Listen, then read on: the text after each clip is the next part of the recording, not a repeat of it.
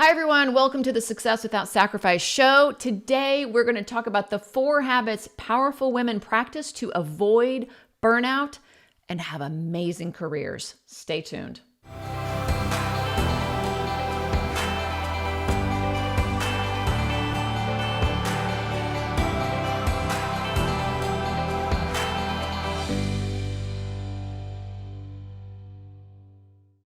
Hi, everyone. Welcome back to the show. I'm Kate Byers, and I'm here with our Director of Performance Coaching, Jadine Cleary. And today on the show, we are talking about the 4 habits that powerful women use to avoid burnout and how you can put these habits in place for yourself starting immediately. So now, one of the things, I don't know, for those of you listening, if you are someone who really loves your career and you're ambitious, you're a striver, an achiever, an overachiever, all of these wonderful things. But if that is you, you know that your career is really valuable to you. And I think that is the first thing that we all need to recognize, right?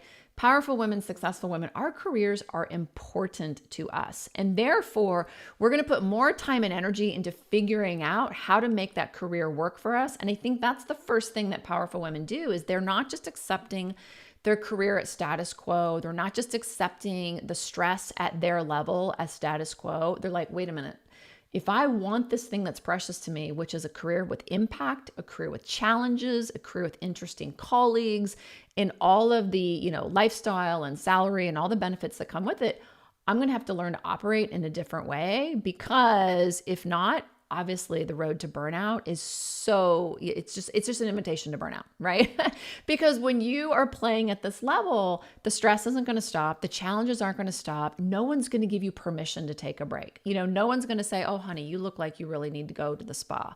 Like, that's just not going to happen. Nobody's going to help you with your workload. And so I would say, one of the first things to remember is that powerful women, they are creating what they want because their career is very important to them. And that's different than if you're just working for a paycheck because you got to pay the bills. I'm not saying that your career is not important. It's probably something it's necessary, obviously, to sustain your life, but it's not like, oh, this is something that we really want to do. So without further ado, I want to jump right in. And I know, Jadine, you're going to help us with this conversation, but let me get going on the first habit.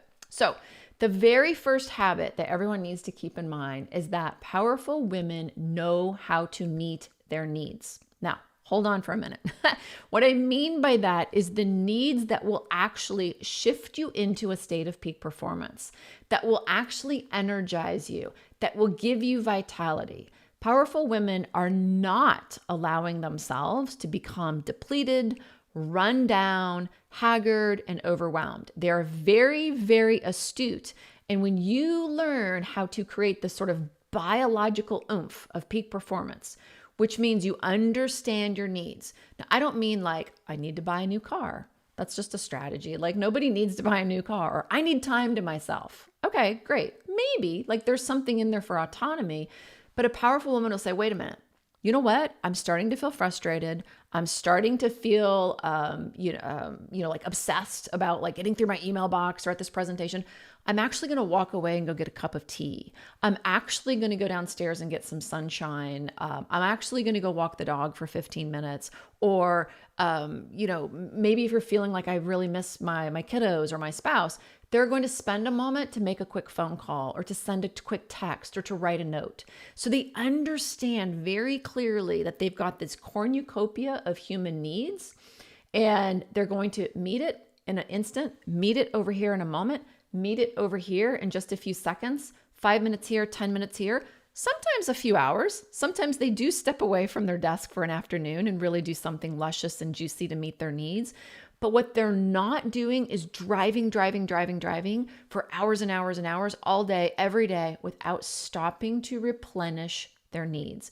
And when you dial this in, ladies, it is insta-juice. I mean, you could be working a 70-hour week and have energy. You feel connected to your loved ones. You're still getting on the treadmill or taking care of your health. You're eating healthy. All these things that everyone else is trying to fit in the cracks, all of that goes away. Why? Because you feel at peace, you feel confident, you feel energized, you feel like your cup is full. So that is the first habit that is absolutely essential. Otherwise, burnout is just it's coming for you. You know what I mean? Kate, it's such a good reminder. And most of us are working on an outdated model. And the outdated model is we feel like if I can just get more time, my life is going to be more juicy. My life is going to be fulfilled. But what we know is time doesn't necessarily equate to fulfillment, especially because when we show up in that time and we're feeling depleted and we're grumpy, then the time isn't what we want it to be. We've all had those examples where we've worked so hard to carve out this precious amount of time where we want our family to show up perfectly and ourselves and our partners, and it doesn't happen because we're exhausted, so we have no more coping left, and then we're doubly angry. We're angry at our family because they didn't show up when we magically made time happen, and then we blame ourselves for how that happens. So when we can start to be intelligent about how to continually create our state, then we're not chasing time because we're naturally creating energy. And then when we show up, it's not like we're waiting for everything to magically line up. We're creating that flow and that ability to connect and be powerful in those moments. Ooh, I love that because what you're really talking about, Janine, is control. I think powerful women are in control. They're not out of control. Their career does not control them. They're in control of their career, their time, their life, and the choices that they're making.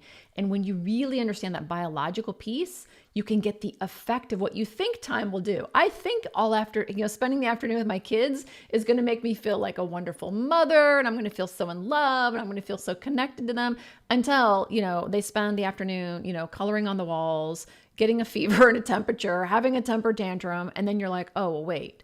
So you can get connection with your kids. You can feel like a great mom without carving out an entire afternoon or carving out an entire afternoon. It doesn't matter, but they know what to do to get the emotional piece that they need, which is the second habit. So that was a great setup for the second habit, which is the second habit is that powerful women understand how to create emotional consistency. And it's so funny because years ago, some women that we worked with, they said, Kate, what was it that finally drove you to figure out how to navigate, a high level career without the burnout? And I said, frankly, I just got tired of constantly riding the emotional roller coaster. And, I bet a lot of our listeners can relate to that, right? 1 minute you're like, yeah, I just slayed the presentation. And then 5 minutes later, your boss asks you to do something else. And you're like, oh my God. And now you're just exhausted, you're overwhelmed, or the presentation didn't go the way you thought. And so now you're coming home and kicking your dog and yelling at your family. And I was so fed up with, driving my car 90 for nothing because I was late, and the pace and just the emotional, just constant fervor that I was in, the festering in the middle of the night.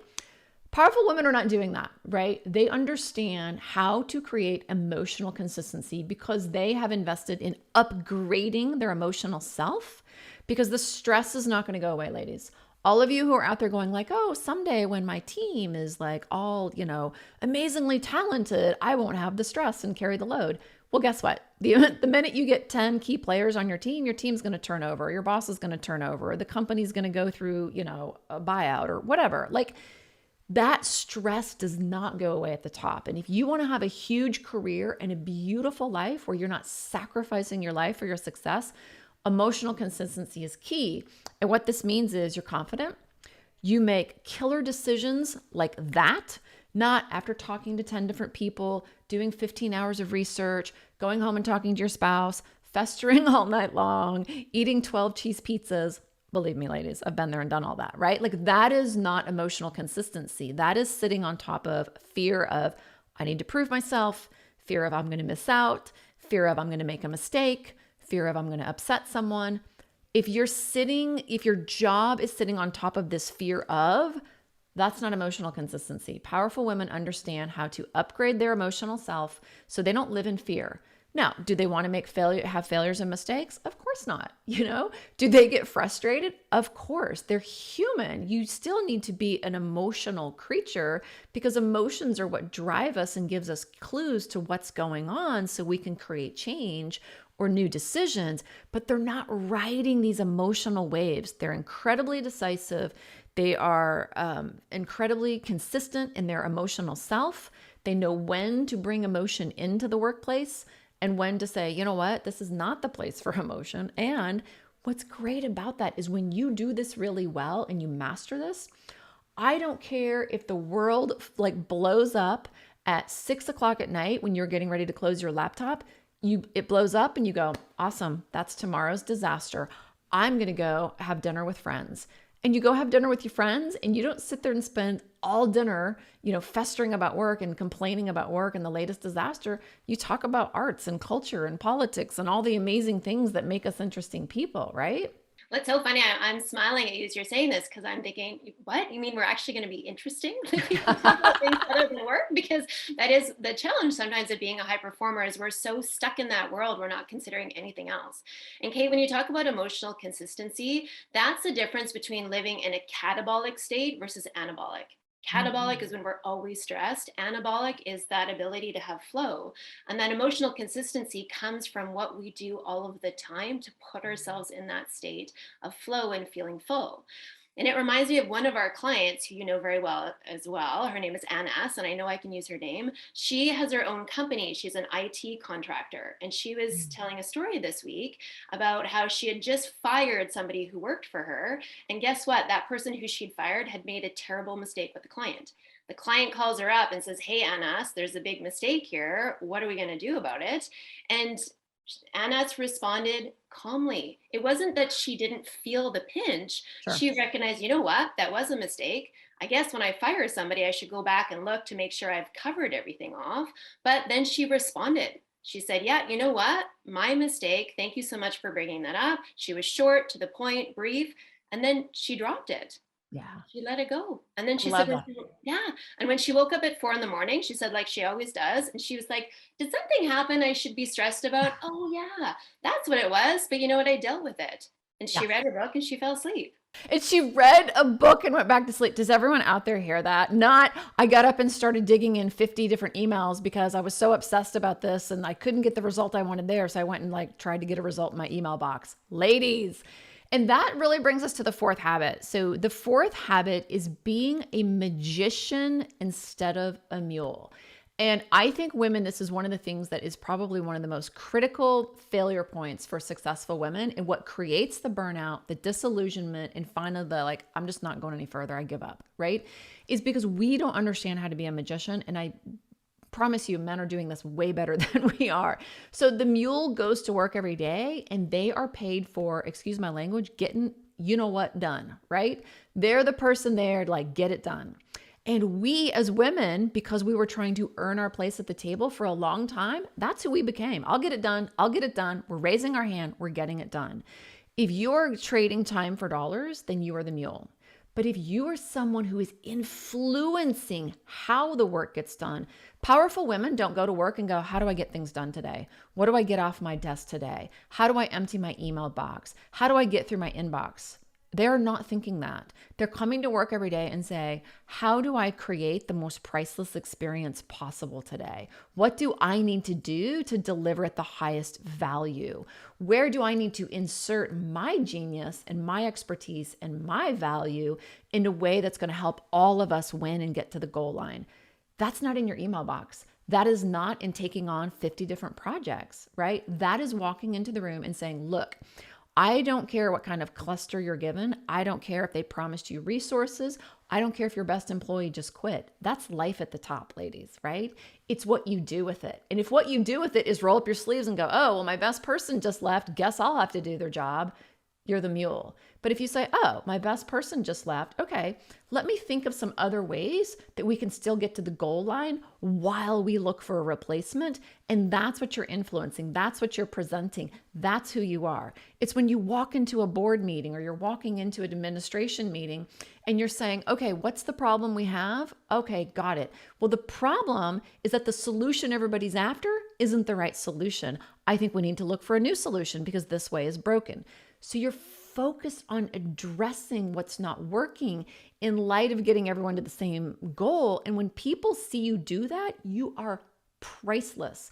I mean, how many people, Jadine, do we have? Like, I can't even count, like probably, I would say 60 to 70% of our clients will come back, weeks or months after working with us and they'll be like, oh my God, I just got this like random bonus, from my company, or I just got like an increase, or I was just offered this killer position, or I was offered to write my own ticket.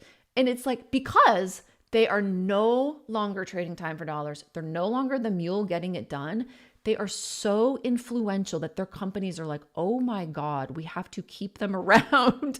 What can we do to keep them? Do you hear that as well, JD? Oh gosh, absolutely. And to your point, they are hyper aware of the value that they bring, and they protect this value. So they've learned how to pause and consider, where am I best to insert myself here?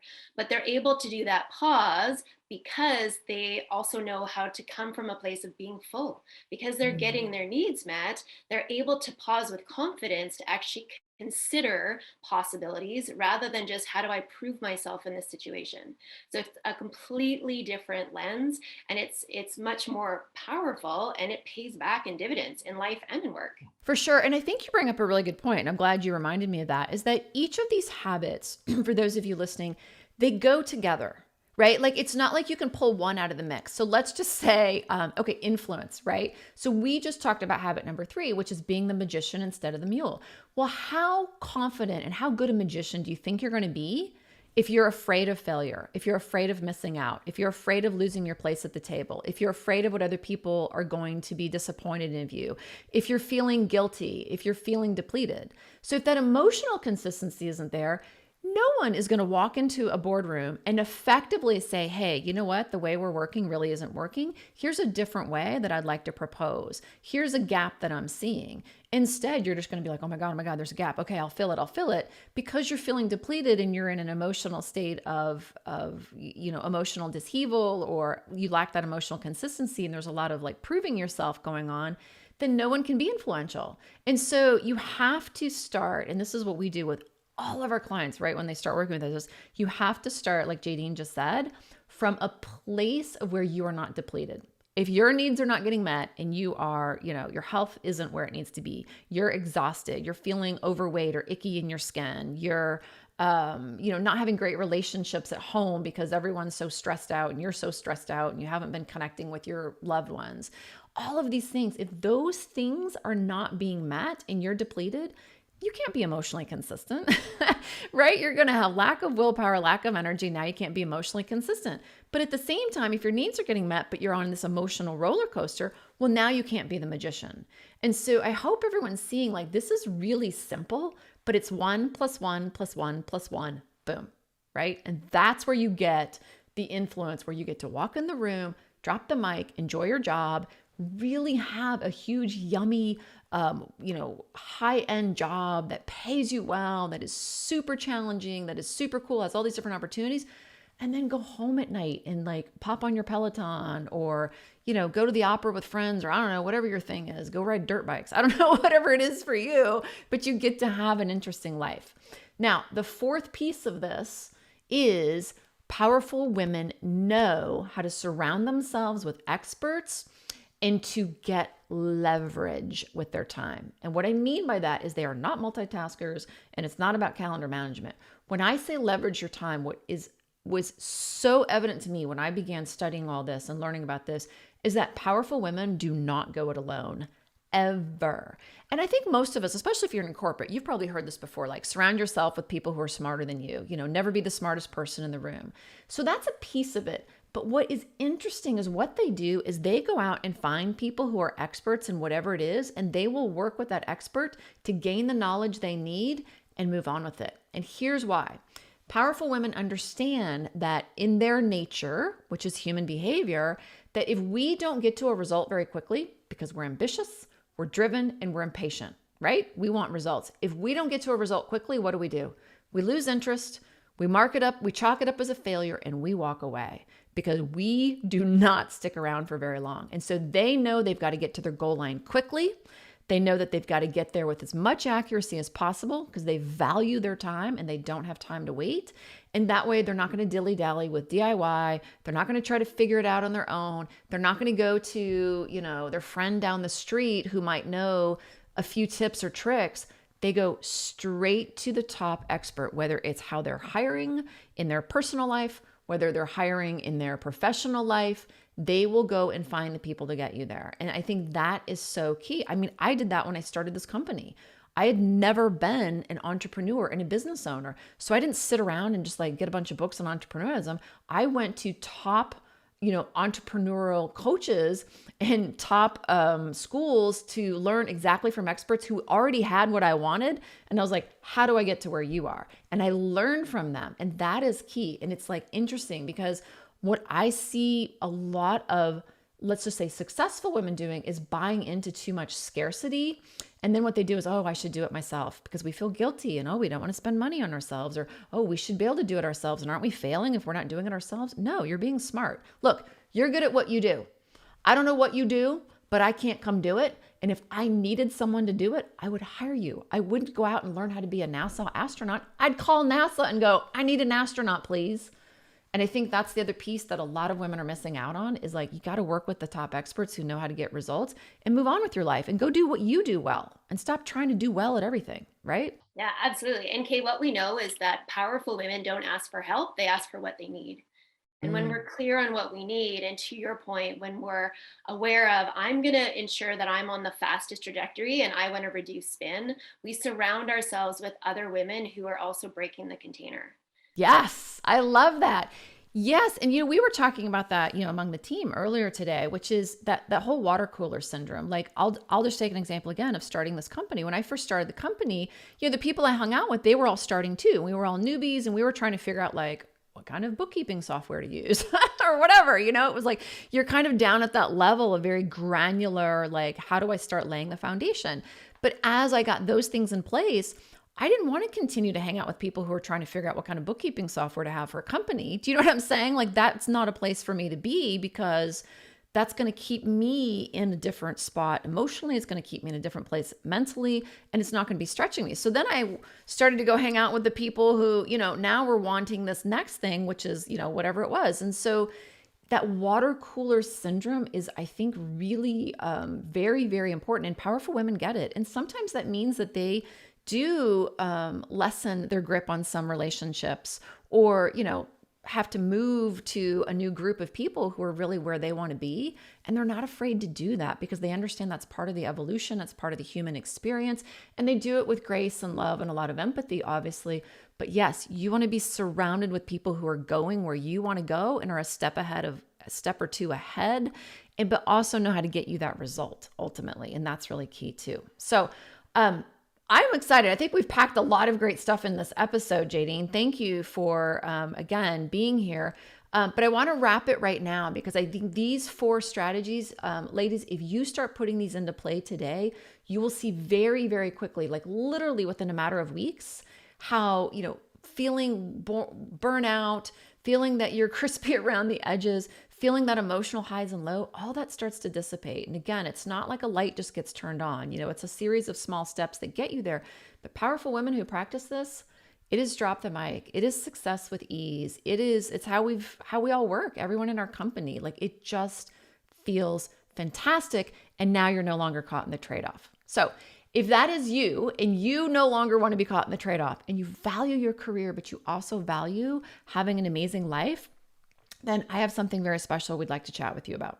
All right, so what we're going to do is our team has set aside time to speak with you personally in the next 72 hours about how you can apply these ideas to your career starting today. Now, it's a 45-minute phone call. It's absolutely free. And on the call, we chat about what is working in your career, what isn't working, and what you can do to operate with total freedom, protect your career from burnout, and start enjoying your success. Now, the call is confidential and it's an opportunity to speak to a third-party expert who's walked in your shoes and knows exactly how to solve for what you're dealing with. Most of the women we speak to tell us it's the best thing they've done for themselves and their career in years. Imagine another shoulder, someone's shoulder you could lean on, right? So go to goodlifeinstitute.org/call. That's goodlifeinstitute.org/call. And look, if we are a good fit to work together, that's cool. We're happy to share what that looks like. But if not, we have a whole host of resources that we can offer as well. So go to goodlifeinstitute.org/call, grab a time that works for you. And we're delighted to speak with you about how you can put these 4 habits in place in your career. We don't want you to suffer for success 1 second longer. All right. Now, look, that's it for today's show. It's been great, and we will see you next time.